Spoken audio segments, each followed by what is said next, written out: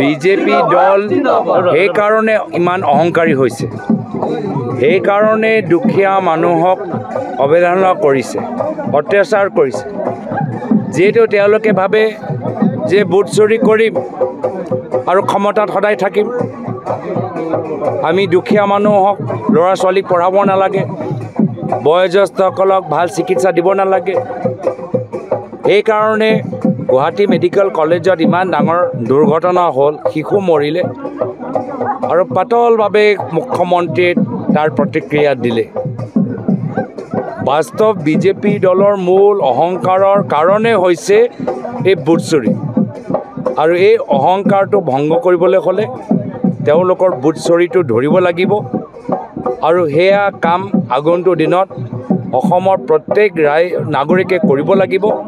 আৰু অসমৰ ৰাইজক তেখেতৰ মূল্যৱান ভোটটো বচাবলৈ হ'লে কংগ্ৰেছ দল আগবাঢ়ি গৈছে। আপোনালোকে দেখিছে যে আমি প্ৰতিখন জিলাৰ ভিতৰত বুথ পৰ্যায় আমি মানুহখিনি সজাগতা সৃষ্টি কৰিবলৈ সক্ষম হৈছোঁ। পৰৱৰ্তী দিনত দুখীয়া ৰাইজৰ ভোটৰ অধিকাৰ, গণতান্ত্ৰিক অধিকাৰ আৰু এইখন চৰকাৰৰ অহংকাৰ ভাঙা মূল দায়িত্ব অসমৰ জনসাধাৰণে ল'ব, আৰু জনসাধাৰণৰ লগত কংগ্ৰেছ দলে থিয় দিব।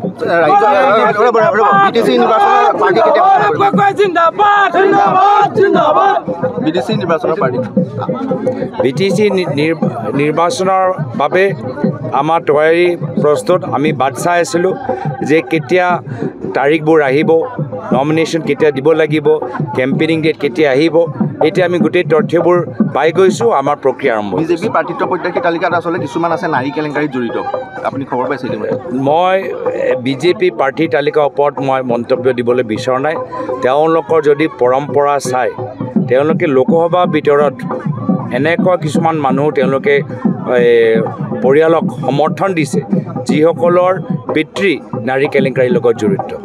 প্ৰধানমন্ত্ৰী মোদী ডাঙৰীয়া এনেকুৱা এজন প্ৰাৰ্থীৰ কাৰণে প্ৰচাৰ কৰিবলৈ গ'ল কৰ্ণাটকত, যিজনে আজি নাৰী কেলেংকাৰীত লাইফ ইমপ্ৰিজনমেণ্ট পাইছে। তো এয়া হ'ল বিজেপি দলৰ পৰম্পৰা। নাৰী কেলেংকাৰী হওক নহওক, অভিযোগ থাকক নাথাকক, তেওঁলোকে চিন্তা নকৰে। অহংকাৰী, অত্যাচাৰী, আজি মাত্ৰ ধনৰ প্ৰতি তেওঁলোকৰ লোভ, ৰাইজৰ প্ৰতি কোনো দায়বদ্ধতা নাই। সেইকাৰণে BTR কিয় আপোনালোকে বিভিন্ন তালিকা দেখা পাব।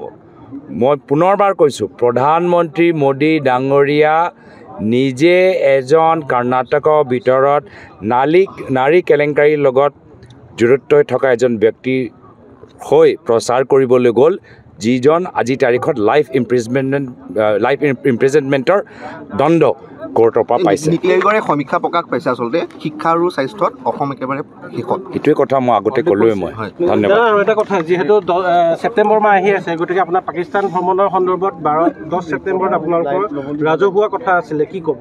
মই তেওঁলোকক অনুৰোধ জনাইছোঁ, যদি পাকিস্তানলৈ ইমানে তেওঁলোকৰ আজি যিমান যে তৰ্ক দিছে, যিমান যে যুক্তি দিছে, মই হিমন্ত বিশ্ব শৰ্মা ডাঙৰীয়াক কৈছোঁ, BCCI সম্পাদক দেৱজিৎ লন শইকীয়া ডাঙৰীয়া আপোনাৰ যথেষ্ট ঘনিষ্ঠ বন্ধু। BCCI আজিৰ তাৰিখত 14 ছেপ্টেম্বৰ ইণ্ডিয়া পাকিস্তান ক্ৰিকেট খেল কিয় আয়োজন কৰিছে? ইণ্ডিয়া পাকিস্তান পেহেলগামৰ হৈ যোৱাৰ পিছত ইণ্ডিয়া পাকিস্তান ক্ৰিকেট খেলৰ মই কোনো ধৰণৰ আমি সমৰ্থন নকৰোঁ। বহুত আমাৰ জ্যেষ্ঠ ক্ৰিকেট খেলুৱৈসকলেও সমৰ্থন নকৰে। আৰু দুখৰ কথা যে আজি BCCI আৰু ICC এই দুটা ঠাইতে আমাৰ ভাৰতৰ দপদপনি, এই ICCৰ ভিতৰতো ভাৰতৰ দপদপনি। আমি প্ৰধানমন্ত্ৰী মোদী ডাঙৰীয়া নিজকে বিশ্বগুৰু কয়। বিশ্বগুৰু ইমানেই শক্তি নাইনে যে পাকিস্তানক বিভিন্ন আন্তঃৰাষ্ট্ৰীয় খেল প্ৰতিযোগিতাৰ পৰা বহিষ্কাৰ কৰক? আপোনালোকে কয় যে পাকিস্তানৰ পৰা সন্ত্ৰাসবাদী ওলায়, আকৌ পাকিস্তানক তেতিয়া ক্ৰিকেট খেলৰ ভিতৰত কিয় সোমাবলৈ বিচাৰিছে? পাকিস্তানৰ লগত কিয় ক্ৰিকেট খেলিছে? তো এই ক্ষেত্ৰত হিমন্ত বিশ্ব শৰ্মা ডাঙৰীয়াক অলপ নিজৰ জোৰ লগাবলৈ মই অনুৰোধ জনাইছোঁ।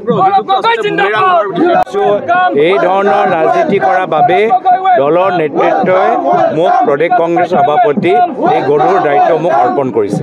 NRCক লৈ পেলাই এতিয়া পুনৰীক্ষণৰ আৰম্ভ হ'ব, কি ক'ব? চাওক, আমি কংগ্ৰেছ দলে সদায় এটা শুদ্ধ NRC বিচাৰে।